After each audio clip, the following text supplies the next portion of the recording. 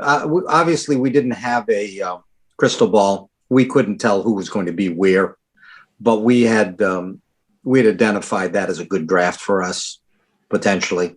I'll set the record straight here on what happened, at least with respect to Gerald. Gerald had a very good year in '84. He was a starting guard on the Celtics team that beat the Lakers in 7, and but he was a free agent that summer, and he didn't come to camp. And while we were still negotiating, but while he was not at camp, Danny Ainge moved into the starting lineup, or at least was filling the role, and it was pretty obvious that he played better as a starter, Danny, than he did coming off the bench, and it really looked like Gerald could do both. So that was under that undercurrent. Gerald felt he should come back into camp, and it was a good move to do so. We worked out a contract that was slightly different than what he had been looking at before, that he had turned down, but not appreciable. I don't know. I think we did this on a Thursday, and he played Friday and Saturday in Texas. We were in a Texas exhibition season swing, and he came back on Sunday. On Monday, I got a call from a team in the Eastern Conference, not a team not to be named. That the general manager, he and I knew each other well, and he wanted to know what did we sign Gerald for? And it's public knowledge. He just didn't, rather than calling the league, he was calling me. So I told him, and he said, good contract. I'll tell you what, I see the way Danny's playing out of that starting position. I'll tell you what, if you're interested in moving Gerald, we'd give you a first-round pick for him. Unsolicited, came out of nowhere.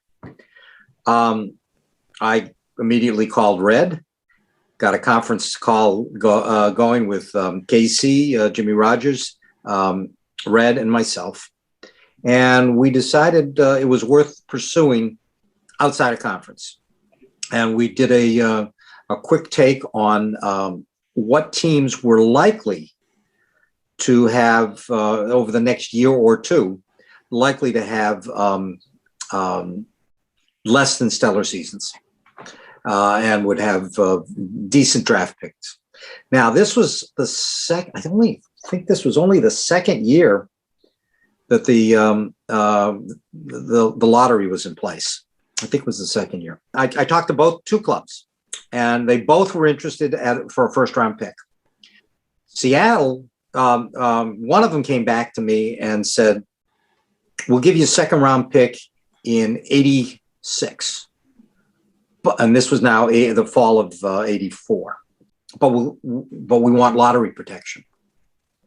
This was new. The whole thing was new. This was the first time I had heard the phrase lottery protection. Immediately understood what they were talking about, but had not factored that in. So I listened to them, and then I got the call back from Seattle, and they were giving me an '87 pick, but no mention of lottery protection. So I had a decision to make. And the decision I made was to try to push Seattle to '86 without having raised the issue of lottery protection. The general manager, and I'm not going to mention his name either, we got on the phone, we talked about it. I said, well, I need an '86 pick. He said, we're not going to give an '86 pick. I said, well, I have an offer for an '86 pick. And maybe we decide to take that because we think the lottery protection is only 7, maybe not a big deal. Who knows? I said, well, we're not interested in that. I said, well, did you talk to the owner? Barry Ackerley owned the team. He said, did you talk to him? He said, no, I didn't. I don't want to give that pick. I said, well, do us both a favor, and then we can talk about it. Talk to Barry about it, because I know if you lose this pick to this other club that's giving an '86 pick, Barry's going to know why'd you lose out on the pick. And when you say, well, I didn't want to give up an 86 pick, and he hasn't acted on it, he's going to be really ticked off. So we hang up, and now I am having serious regrets. And 5 minutes later, I got a call back from Seattle, and he led with this. He's a good kid, isn't he? And that was the start of that. So that's how we got that pick in that spot. As far as Len Bias, we had seen him at camp a couple of years. We knew who he was. The scouting report we had was Michael Jordan, 3 inches taller, better outside shot. Just a postscript to Gerald's to trading Gerald. When Seattle came in that year to play against us, it was kind of important for us to beat them. Came in and they beat us. I mean, they thumped us. I don't know. We may have been the only loss we had all year at home. It was, and the game was winding down. Only seconds left. He's got the ball. He's pounding the ball at midcourt, right on the logo. Buzzer goes off. He takes the ball as hard as he possibly can and slams it down onto the logo's face.